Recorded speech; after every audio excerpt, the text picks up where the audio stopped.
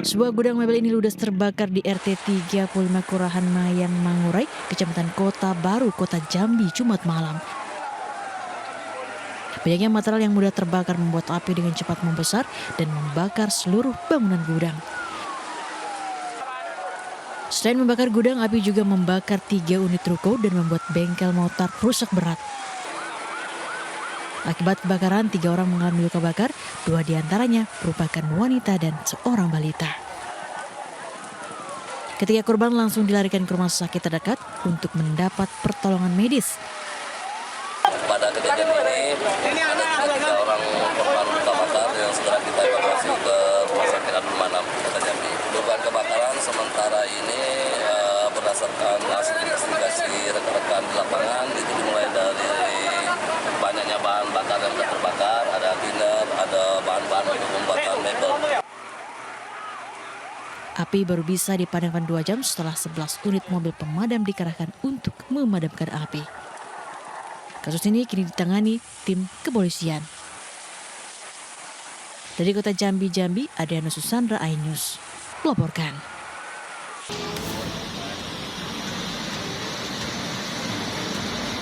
Minyak mentah menyembur hingga setinggi 10 meter dari pipa yang bocor di Jalan Lintas Timur, kilometer 16 dan 17, Desa Bangko Bakti, Kabupaten Rokan Hilir, Riau. Pipa saluran minyak mentah milik Pertamina Hulu Rokan PHR meledak dan bocor. Ledakan dan kuat semburan mengakibatkan 2 rumah warga rusak. Lingkungan sekitar juga tercemar minyak mentah. Pipa pecah saat pekerja sedang melakukan penggalian pipa di pinggir jalan. Alat berat diduga menghantam pipa yang telah keropos sehingga bocor dan terjadi semburan. Mungkin dia kena ragu, bimbang, kena terdesak. Dia tutup ini, di sana pecah di kilometer 17 Balam. Berarti ada berapa titik pecah pipa itu? 2 titik. Pertama di sini kejadiannya jam 10. Di sana kejadiannya jam 11.30 kejadiannya. Untuk rumah ada 2 rumah. 2 rumah yang berisikan, satu rumah itu ada 5 penghuni sama anak-anak.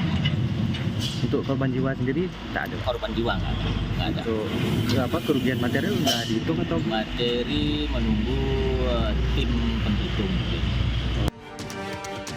Warga sekitar sempat dibuat panik akibat terdengar ledakan disusul semburan minyak. Warga berlarian menjauh dari lokasi. Perusahaan diduga lalai memperhatikan kondisi pipa yang keropos akibat faktor usia, diduga berusia sekitar 30 tahun.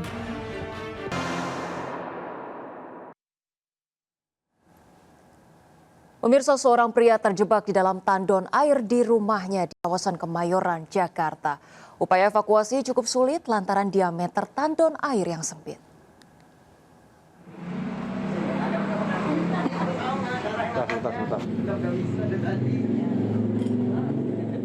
Petugas Sudin Penanggulangan Kebakaran dan Penyelamatan harus berhati-hati saat mengevakuasi seorang pria yang terjebak di dalam tandon air rumahnya di Jalan Taruna 5, Kemayoran, Jakarta Pusat. Tanpa menggunakan alat khusus, 4 petugas akhirnya bisa mengangkat pria parubaya dari kedalaman 1 meter. Kejadian bermula saat korban bermaksud membersihkan tempat penampungan air miliknya. Agar memudahkan saat membersihkan dari dalam, korban kemudian masuk ke dalam tandon. Namun karena ukuran tubuhnya besar, pria tersebut tak bisa keluar dari lubang tandon yang hanya berukuran 40 cm. Dengan niat beliau ingin membersihkan tandon air tersebut. Tetapi ketika ingin keluar, si bapak ini tidak mampu, gitu loh, karena memang memiliki postur yang agak sedikit besar. Korban selamat dengan kondisi tanpa luka. Dari Jakarta, Rani Sanjaya melaporkan. Pemirsa, 3 hakim yang memvonis bebas terdakwa kasus dugaan pembunuhan Gregorius Ronatanur mendatangi kantor Pengadilan Tinggi Jawa Timur di Surabaya. Ketiganya diduga diperiksa terkait putusan bebas tersebut. Dan sementara itu massa menggelar aksi tabur bunga di depan kantor Pengadilan Negeri Surabaya sebagai bentuk keprihatinan atas vonis bebas Ronatanur.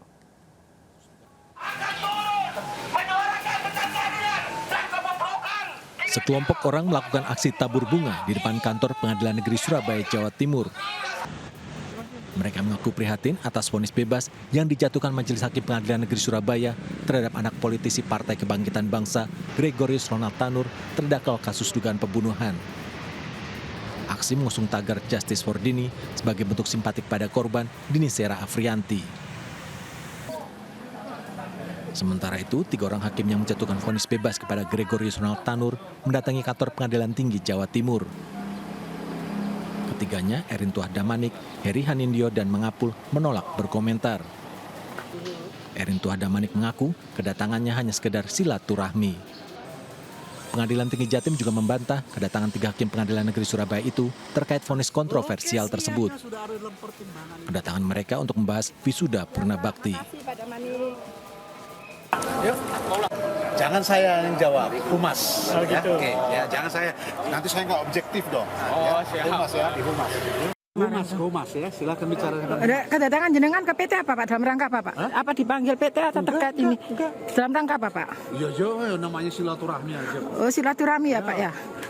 Oh, ini karena ke PT itu teman saya satu. Erintuah Damanik, Hakim Ketua, serta Heri Hanindyo dan Mangapul sebagai Hakim Anggota, memvonis bebas anak politisi Partai Kebangkitan Bangsa, Gregorius Ronald Tanur, dalam kasus dugaan pembunuhan kekasihnya, Dini Sera Afrianti. Dari Surabaya, Jawa Timur, Yuda Prawira, Hari Tambayong melaporkan. Pemirsa, warga meneriakan yel-yel dukungan untuk Saka Tatal saat menjalani sidang lanjutan peninjauan kembali di Pengadilan Negeri Cirebon. Dukungan mengalir karena masa yakin Saka Tatal tidak terlibat kasus kematian Vina dan juga Egi.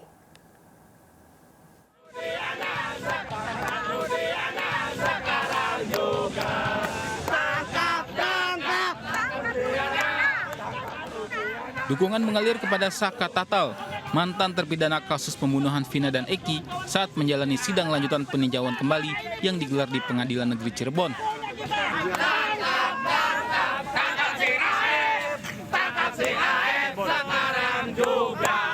Masa pendukung menyanyikan yel-yel dukungan untuk Saka di depan kantor Pengadilan Negeri Cirebon.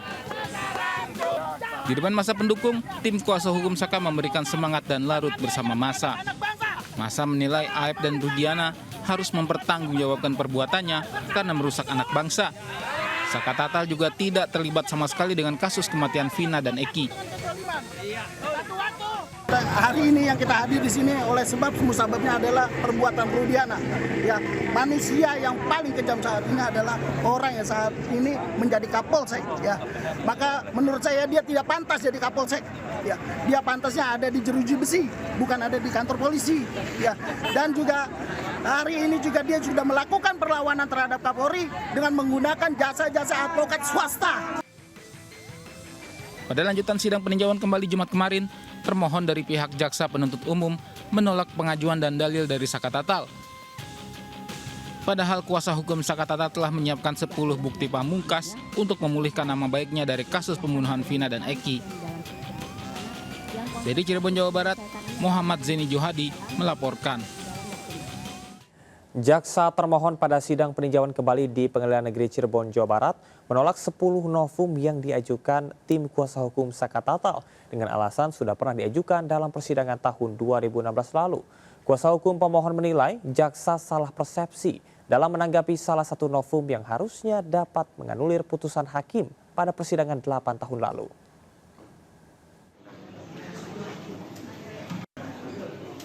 Misteri kematian Vina dan Eki masih terus bergulir. Salah satunya upaya dari pihak Saka Tatal yang mengajukan peninjauan kembali atau PK ke Pengadilan Negeri Cirebon, Jawa Barat. Namun upaya tersebut ditolak oleh jaksa dengan dalih 10 novum atau bukti baru yang diajukan sudah pernah dihadirkan pada persidangan di tahun 2016. Merupakan keadaan baru atau bukti baru atau novum sesuai dengan pasal 263 KUHP yang dapat dijadikan alasan untuk dapat dilakukannya peninjauan kembali dan sudah sepatutnya majelis hakim yang memeriksa dan mengadili perkara ini menolak alasan tersebut.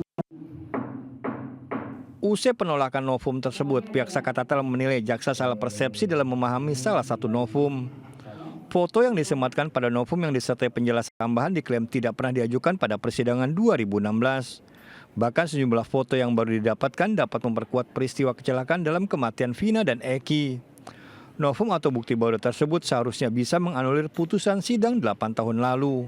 Itu keberadaannya bukan keberadaan baru, salah bahwa foto itu betul 2016, tapi ditemukannya baru dan tidak pernah ada di dalam persidangan.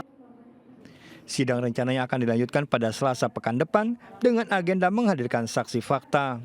Dari Cirebon, Jawa Barat, Toh Iskandar melaporkan. Pemirsa, ayah almarhum Eki, Ibtu Rudiana, akhirnya muncul eksklusif kepada Abraham Silaban.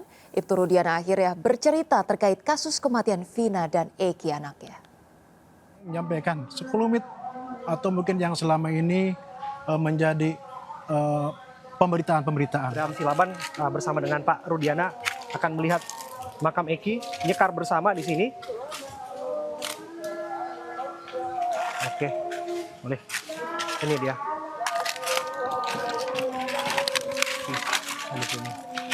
Ini makamnya ya Pak ya. Pak, kami dengar nih Pak Rudiana. Ya. Pak Rudiana disebutkan jarang datang ke makam ini, jarang nyekar dan lain sebagainya. Bisa cerita kepada kami, betul nggak itu? Terima kasih, saya luruskan. Saya hampir seminggu sekali, bahkan mungkin seminggu 2 kali, pasti jarang seperti kesini. Namun saya tidak pernah publikasikan. Tentunya itu sebagai orang tua, rasa sayang pada anak untuk mendoakan mudah-mudahan almarhum anak kami bisa tenang di alam sana. Eki, tenang ya. Mbak, sudah 8 tahun ditinggal Eki. Mbak terus berjuang.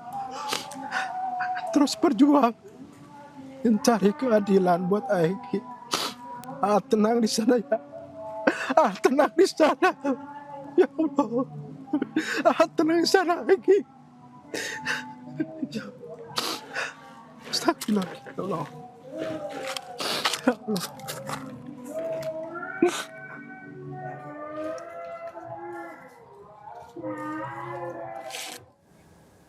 Ya, pemirsa, Menteri Kelautan dan Perikanan Republik Indonesia, Sakti Wahyu Trenggono, memenuhi panggilan Komisi Pemberantasan Korupsi di Gedung KPK Jakarta Jumat pagi.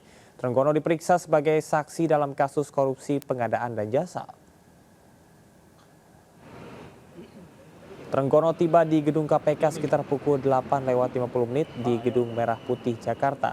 Trenggono diperiksa selama kurang lebih 2,5 jam. Dirinya diperiksa sebagai saksi penyidikan perkara dugaan korupsi pengadaan barang dan jasa PT Telkom dengan PT Telemedia Onyx Pratama.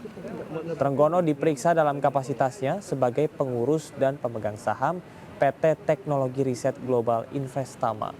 Sebelumnya, penyidik KPK menjadwalkan pemeriksaan Trenggono pada 12 Juli 2024, namun dirinya tak hadir dan baru memenuhi panggilan KPK kemarin pada 26 Juli 2024. Sebagai warga negara yang baik, tentu saya harus membantu KPK. Ya, saya membantu, ini saya dikasih makan nih. Saya membantu KPK, artinya yang saya ketahui terhadap peristiwa itu kan terjadi di 2018 ya, 2017-2018. Yang saya tahu saya sampaikan, yang saya tidak tahu ya saya tidak sampaikan. Informasi Bapak terima 10M dalam pengadaan di Telkom. 10M. Dan tiap bulan mendapat transfer dari luar negeri 400 juta per bulan. Nggak ada itu, nggak ada. Pemirsa, Komisi Perlindungan Anak Indonesia atau KPAI bersama dengan Pusat Pelaporan Analisis Transaksi Keuangan bekerja sama untuk mencegah dan memberantas TPPU yang melibatkan anak. Kerjasama ini merupakan langkah penting dalam melindungi anak-anak Indonesia.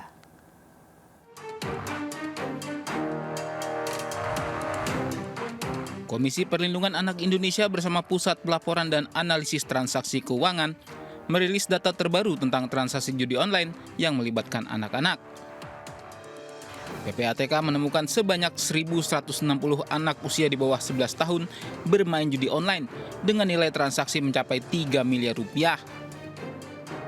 Selain itu, PPATK juga menemukan fakta bahwa anak usia 11 hingga 16 tahun juga terjerat judi online dengan nilai transaksi mencapai 7,9 miliar rupiah. Total anak-anak yang terjerat modus judi online mencapai 197.054 orang dengan total nilai deposit mencapai 293,4 miliar rupiah. Kami menemukan memang luar biasa banyak ya transaksi yang terkait dengan anak-anak yang melakukan judi online. Itu bisa by concern atau memang keinginan dia sendiri. Tadi disampaikan itu bisa terkoneksi dengan yang namanya game online, atau memang tujuannya data anak itu dipergunakan dengan menggunakan rekening QQ dan segala macam untuk kepentingan judi online.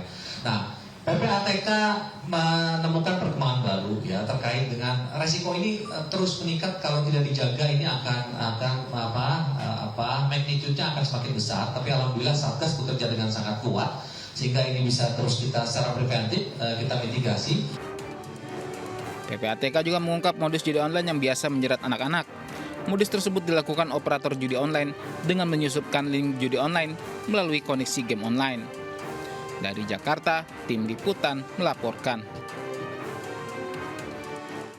Sosok berinisial T disebut mengendalikan bisnis judi online di Indonesia. Sementara Presiden Joko Widodo mengaku tak tahu siapa sosok tersebut dan meminta media bertanya langsung ke Kepala Badan Perlindungan dan Pekerja Migran Indonesia, Benny Ramdhani.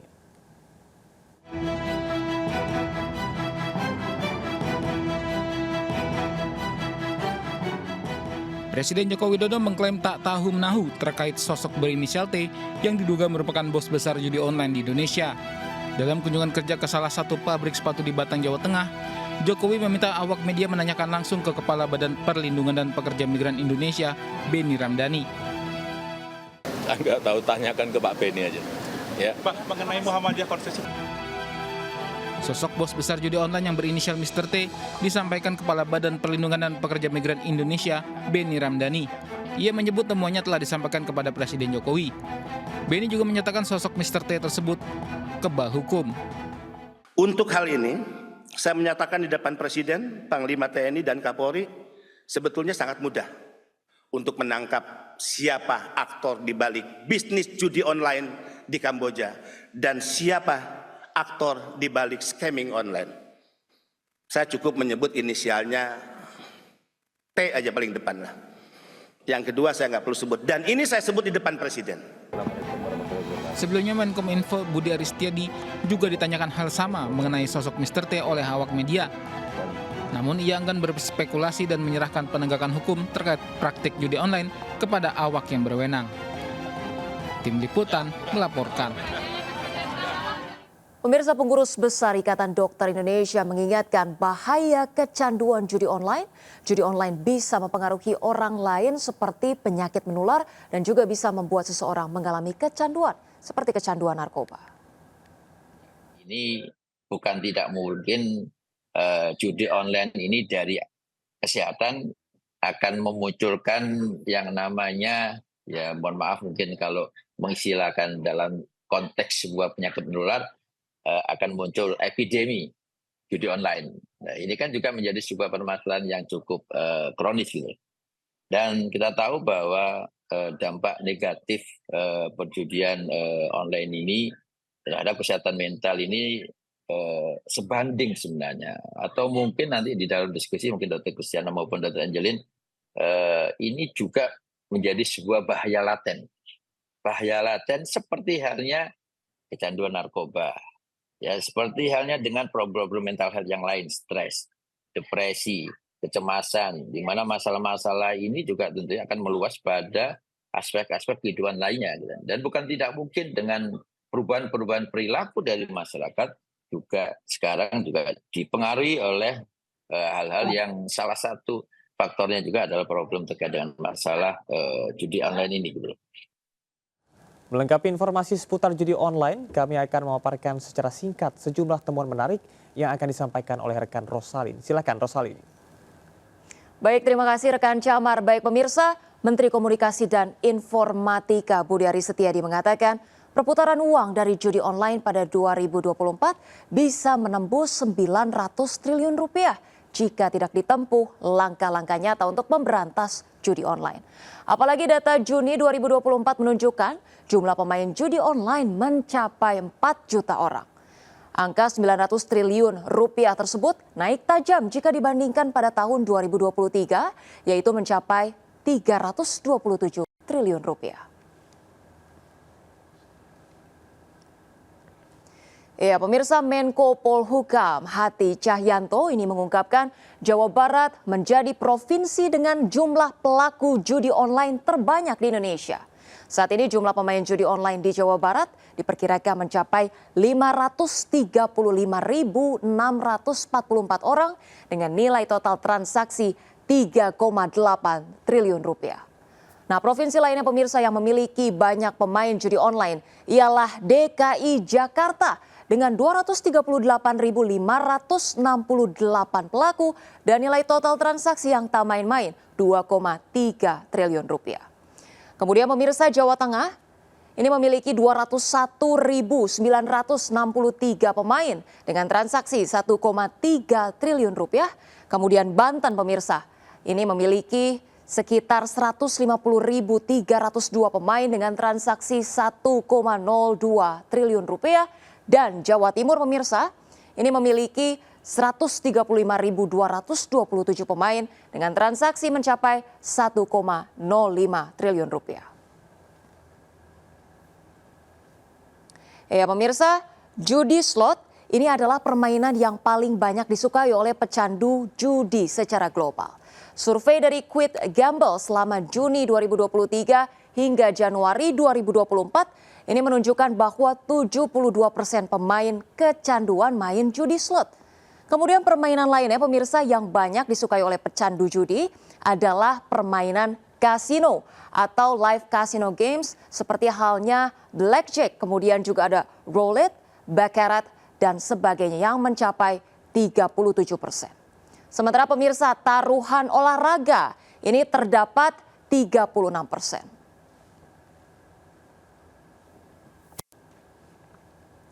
Ya pemirsa, Menkominfo mengklaim pihaknya sudah melakukan langkah mitigasi agar judi online tidak membanjiri Indonesia. Nah salah satunya adalah dengan melakukan penutupan 2.625.000 lebih situs selama periode 17 Juli 2023 sampai dengan 23 Juli 2024. Nah langkah tersebut mampu menahan 50% warga yang bermain judi online. Berbagai upaya dilakukan mulai dari memblokir aplikasi dan juga situs web judi online, khususnya judi slot, hingga memblokir rekening para bandar dan pelaku judi online. Nah selain itu pemirsa, pemerintah juga memanggil dan menangkap para influencer atau selebriti yang terbukti mempromosikan situs judi online. Ya pemirsa, berbagai pihak mengingatkan judi online menyebabkan kecanduan bahkan bisa memicu terjadinya tindakan kriminal yang tentunya melanggar hukum. Selain kriminalitas pemirsa, masih banyak dampak negatif dan juga bahaya judi online, termasuk halnya kerugian finansial, merusak kesehatan mental, masalah kesehatan fisik, kemudian juga hubungan pribadi yang terganggu hingga resiko keamanan data. Karena itu pemirsa, masyarakat diminta untuk berpartisipasi secara aktif dalam perang melawan judi online. Ya pemirsa, dan demikian ulasan tadi terkait dengan judi online yang kembali menjadi perbincangan hangat di masyarakat. Pemirsa dan juga Camar, jika ingin menikmati sore dengan suasana khas Sanur, Anda wajib mampir ke salah satu kafe unik. Ya Ocha, di situ kita juga bisa menemukan anak-anak istimewa berkebutuhan khusus yang terampil melayani pengunjung.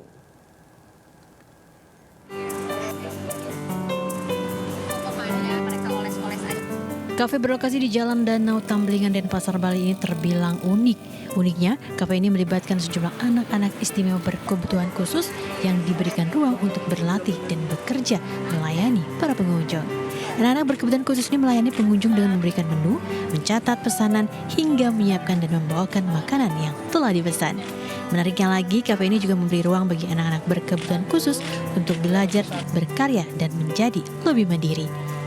Di angkatan pertama ini, kafe ini memberi kesempatan bagi 10 anak dengan berbagai kondisi seperti Down syndrome, autisme, dan retardasi mental.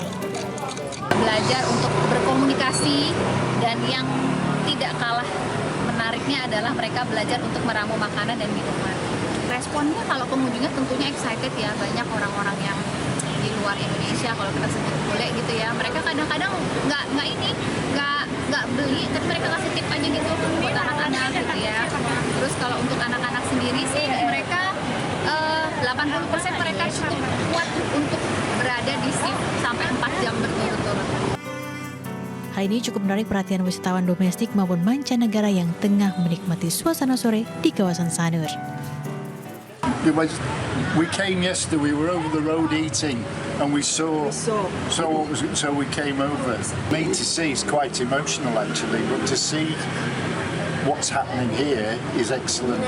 They're capable of doing what you and I can do. It usually takes longer and you have to be more patient and the training is longer, but they can do what you and I can do.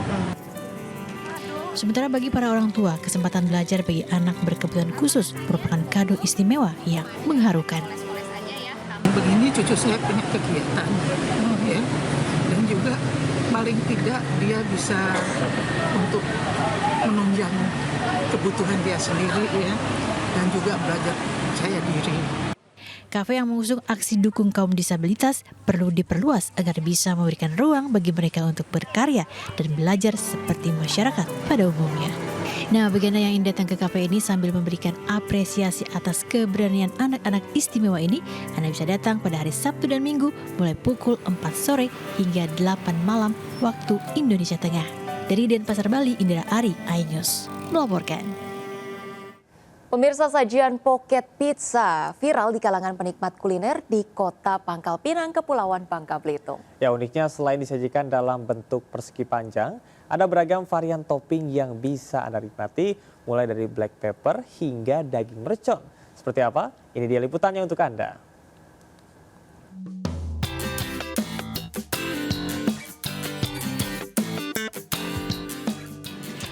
Siapa yang tak suka dengan panganan asal Italia ini? Ya, pizza. Jika biasanya sajian populer di hampir seluruh belahan dunia ini disajikan berbentuk bundar, uniknya pizza di kota Pangkal Pinang, Kepulauan Bangka Belitung ini juga menyajikan pocket pizza berbentuk panjang seperti ini. Tanya itu, pocket pizza juga mudah disantap kapanpun tanpa perlu susah memotong atau menggunakan piring. Menariknya lagi, para pembeli juga bisa memesan berbagai rasa sesuai keinginan. Seperti pocket pizza mercon yang memiliki dominan rasa pedas seperti ini. Oke pemirsa, karena aku nggak sabar banget nih mau nyicipin dari jenis pocket pizza ya. Bener deh, bener-bener sevariatif itu gitu. Sekarang kita coba yang mercon. Karena ini memang menurut aku sih ini unik banget ya. Maksudnya untuk pizza kita susah gitu cari yang tipe yang unik. Nah, di sini aku penasaran, kita coba dulu. Langsung aja kita coba. Wah, lihat cabenya bener-bener, dan ini bisa lihat di dalam. Kita cobain.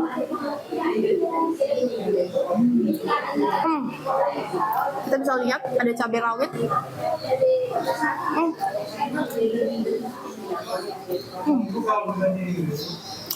Enak banget, isi dagingnya, beef dari sini pun kerasa banget. Keistimewaan pizza di tempat ini selain dibuat dari bahan baku berkualitas, ada berbagai topping mulai dari pepperoni, keju, jamur hingga daging cincang dan daging ayam yang bisa Anda nikmati. Terinspirasinya dari drama Korea. Terus kelebihannya itu dimana pocket pizza ini kan lebih kecil ya, jadi sekali hap, makanya kami namakan dengan pocket pizza. Kemudian untuk menu-menunya kami ada pizza pocket itu ada bakso, sosis, daging, mercon yang best seller ya. Kemudian ada mushroom juga. Selain rasanya yang lezat serta harga terjangkau mulai dari Rp16.000 hingga Rp27.000, tak heran jika pocket pizza menjadi incaran para penikmat pizza. Dalam sehari tempat ini bahkan bisa menghabiskan hingga 200 porsi pizza. Nah, bagi Anda yang penasaran dengan pocket pizza di tempat ini, Anda bisa singgah ke Jalan R.E. Marta Dinata pada hari Selasa hingga Minggu mulai pukul 3 sore hingga 9 malam. Dari Pangkal Pinang, Bangka Belitung, Haryanto, iNews melaporkan. Pemirsa, bagi Anda yang ingin mencicipi buah melon varietas Jepang, Anda tak perlu jauh-jauh pergi ke Jepang. Betul sekali, di Cilegon, Banten ada greenhouse yang menyajikan tanaman melon dengan varietas Jepang. Nah, keistimewaan tanaman melon di sini ditanam secara hidroponik sehingga bebas dari pestisida, dan berikut liputannya untuk Anda.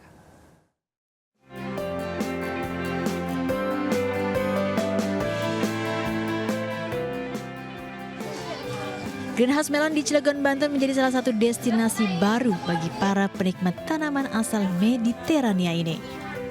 Terletak di Agro Gemilang, Ciwandan, wisata petik buah melon di greenhouse ini bisa menampung puluhan batang tanaman melon di lahan seluas 400 meter persegi. Menariknya, pengunjung termasuk anak-anak juga bisa langsung memetik buah melon sebagai buah tangan.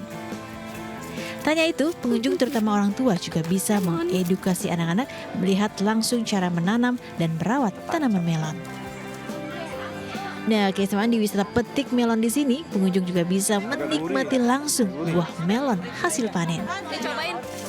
Tanya itu, pengunjung juga tak perlu khawatir, buah melon di sini ditanam secara hidroponik dengan media tanam serbuk sabut kelapa dan pupuk cair yang terbuat dari bahan alami. Sehingga buah melon di sini aman dikonsumsi karena terbebas dari pestisida. Iya, ini alhamdulillah nih kayak lagi viral ini melon yang katanya namanya melon hidroponik premium. Nah, ini memang tadi sempat nyobain, rasanya enak banget. Terus kita cari nih di mana tempatnya. Alhamdulillah ternyata tempatnya ada di sini nih, ada di Kelurahan Kepuh ya ini wilayahnya ya. Dan memang tempatnya berbeda. Biasanya nanam melon di dalam tanah ya. Ini juga di tanah sih, cuma mungkin sistemnya berbeda karena tadi dibilang hidroponik itu. Jadi ini bisa buat jadi edukasi juga, terus bisa jadi konsumsi yang aman. Saya terinspirasi di medsos, terutama YouTube. Banyak sekali pemuda-pemuda di sana yang menggagas pertanian modern seperti ini. Ini pertanian berbasis teknologi ya, hidroponik. Yang kami tanam ini melon, jenis melon Intanon, sekelas premium dari varietas Jepang. Nah, bagi Anda yang tertarik mencicipi buah melon hidroponik, Anda hanya perlu merogoh kocek Rp35.000 untuk 1 kg melon. Kedepan, pemilik kebun berencana membangun greenhouse di tempat lain untuk mencukupi kebutuhan buah melon bagi masyarakat, khususnya Kota Cilegon. Dari Cilegon, Banten, Iskandar Nasution, iNews melaporkan.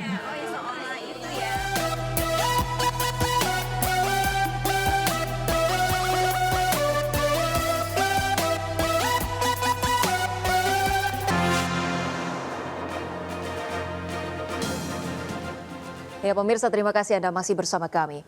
Pemirsa, Wakil Presiden terpilih Gibran Rakabuming Raka meninjau pelaksanaan uji coba makan bergizi di SDN Tugu Jebres, Kentingan, Solo, Jawa Tengah. Ya, ratusan paket makan siang gratis dibagikan kepada siswa kelas 1 hingga kelas 6. Program makan bergizi gratis dari Presiden dan Wakil Presiden terpilih Prabowo Subianto dan Gibran Rakabuming Raka mulai diuji coba di sejumlah sekolah di Indonesia. Salah satunya di SD Negeri Tugu, Kecamatan Jebres, Solo, Jawa Tengah. Uji coba ditinjau langsung oleh Wakil Presiden terpilih Gibran Rakabuming Raka. Menu makan siang bergizi yang diberikan kepada siswa kelas 1 hingga 6 ini berupa nasi dengan lauk ayam goreng, sayur, dan pelengkap buah serta susu. Jadi hari ini menunya ada ayam, sayur, nasi, pisang, sama susu. Untuk nominal mas?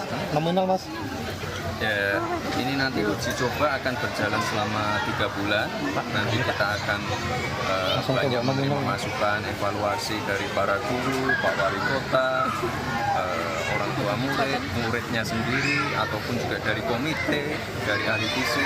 Yang jelas, sekali lagi, ini masih proses uji coba, pasti banyak sekali masukan-masukan ataupun evaluasi. Gibran menyampaikan selama proses uji coba, pihaknya terbuka menerima evaluasi dan masukan. Dari Solo, Jawa Tengah, Septiantoro melaporkan. Kementerian Pariwisata dan Ekonomi Kreatif terus mendorong pengembangan wisata kebugaran di Indonesia. Ya, salah satunya melalui kegiatan sound healing yang digelar di Gedung Sabta Pesona Jakarta.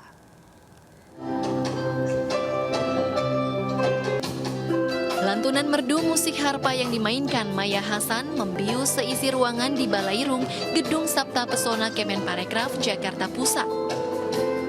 Suara yang dihasilkan dari petikan senar harpa memberikan ketenangan bagi yang mendengarkan. Musik harpa menjadi salah satu sound healing untuk membantu seseorang yang mengalami gangguan kecemasan atau depresi. Jadi buat saya ini nambah produk wisata dan juga bagian daripada kita memberikan layanan pariwisata kepada market yang semakin beragam. Dan Gen Z ini sangat nangkep isu mengenai lingkungan, isu mengenai mental health, dan music itu sebagai bagian daripada ekosistem secara keseluruhan. Sound healing menjadi salah satu prospek wisata kebugaran yang tengah digenjot oleh Kemenparekraf sebagai destinasi wellness tourism yang berdaya saing global. Dari Jakarta, Fakih Satrio, iNews melaporkan. Pemirsa MNC Peduli bersama Miss Indonesia 2024, Monica Kezia Sembiring menghadirkan keceriaan Taman Baca Sanggar Seni Trotoar di Tanah Merah, Tugu Selatan, Jakarta Utara. Ya, memperingati Hari Anak Nasional, selain bantuan fasilitas prasarana sanggar, anak-anak juga diberikan bantuan peralatan belajar dalam program Generasi Cerdas Anak Bangsa. Kehadiran Miss Indonesia 2024 Monica Kezia Sembiring disambut gembira oleh anak-anak Taman Baca Sanggar Seni Trotoar di Tanah Merah, Tugu Selatan, Koja, Jakarta Utara. Monica memberikan kejutan dengan hadir memberikan motivasi dan edukasi kepada anak-anak sanggar yang berasal dari keluarga prasejahtera ini. Memperingati Hari Anak Nasional, Miss Indonesia 2024 bersama MNC Peduli melalui program Generasi Cerdas Anak Bangsa juga memberikan bantuan peralatan belajar kepada anak-anak yang juga mendapat dukungan dari donatur. Mendukung salah satu program kerja MNC Peduli yaitu Generasi Cerdas Anak Bangsa, di mana MNC Peduli itu mendonasikan, memberikan beberapa fasilitas tambahan ke sanggar ini seperti rak buku yang ada di belakang saya, beberapa buku-bukunya juga, ada meja, ada mural, ada juga kursi dan banyak lainnya. Mengucap syukur alhamdulillah ketika sanggar kita yang biasa-biasa aja yang akhirnya kita bisa dibantu ya oleh MNC Peduli lewat program Generasi Cerdas Anak Bangsa. Sangat terbantu sekali karena buat saya kebetulan kita juga punya program yang namanya program Gemar Membaca. Di sanggar ini, anak-anak juga menampilkan kemampuan mereka dalam pentas seni seperti bermain alat musik angklung, rebana, paduan suara, dan tarian daerah. Senang banget. Kenapa kalau boleh tahu? Biar bisa teman-temannya bisa pada belajar juga di sini, biar tambah seru di sini juga. Program Generasi Cerdas Anak Bangsa hadir untuk meningkatkan kualitas dan kemampuan anak-anak sebagai generasi penerus bangsa. Dari Jakarta, Amrina Rida, Rizky Solehudin, iNews melaporkan. Pemirsa, jelang rapat kerja nasional pertama, DPP RPA Partai Perindo menggelar konsolidasi dengan pengurus DPW DKI Jakarta dan DPD Jakarta Pusat. Ya, dalam konsolidasi tersebut juga diumumkan kantor baru DPP RPA Partai Perindo di Gedung Sindo, Kebonsiri, Jakarta Pusat. Relawan Perempuan dan Anak Perindo mengumpulkan seluruh pengurus DPW DKI Jakarta dan DPD Jakarta Pusat jelang rencana rapat kerja nasional pertama Desember mendatang. Rakernas digelar untuk menguatkan struktur organisasi sayap Partai Perindo ini hingga tingkat kecamatan dan rukun tetangga, serta membahas program kerja. Dengan adanya Rakernas ini kami akan mengumpulkan semua kader-kader kami dan juga sekaligus kami berbicara tentang struktur kami dan program-program yang harus disosialisasikan kepada masyarakat. Kita ini buat ini adalah satu bentuk gerakan kita. Kita bukan cuma bergerak sendiri, kita juga mau bergerak bersama dengan sayap-sayap yang lain, juga bergerak mulai dari sekarang sesuai dengan arahan Pak Haritanu Sudibyo.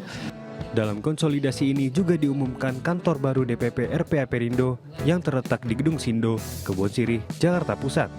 RPA Perindo juga membantu para kader yang bekerja tanpa pamrih untuk memperjuangkan hak perempuan dan anak. Dari Jakarta, Rian Rahman, Sutrisno, iNews melaporkan. Pemirsa, eksekusi lahan di Kabupaten Langkat, Sumatera Utara berakhir ricuh. Warga mengadang juru sita dari Pengadilan Negeri setempat. Sementara di Muna, Sulawesi Tenggara, seorang pria dibunuh temannya gara-gara main tebak-tebakan.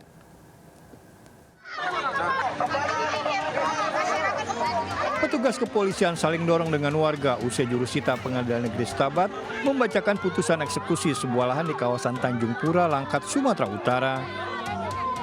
Warga menolak eksekusi karena sudah puluhan tahun menempati lahan seluas 2.756 meter persegi. Seorang aparatur sipil negara di Kebumen, Jawa Tengah ditangkap akibat menjual minuman keras. Razia yang dilakukan petugas gabungan menyita lebih dari 400 botol minuman keras. Gara-gara berdebat mana yang lebih dulu ayam atau telur, seorang pria di Tangkuno, Muna, Sulawesi Tenggara menghabisi temannya yang juga dalam kondisi mabuk. Ironisnya, motif pembunuhan karena korban tidak bisa menjawab pertanyaan pelaku. Korban sempat dievakuasi ke rumah sakit namun nyawanya tak tertolong. Diduga menyalahkan bantuan operasional kesehatan, Wali Kota Medan Bobi Nasution menonaktifkan Kepala Dinas Kota Medan Taufik Ririansyah. Penonaktifan berdasarkan temuan Inspektorat tahun 2001 hingga 2003.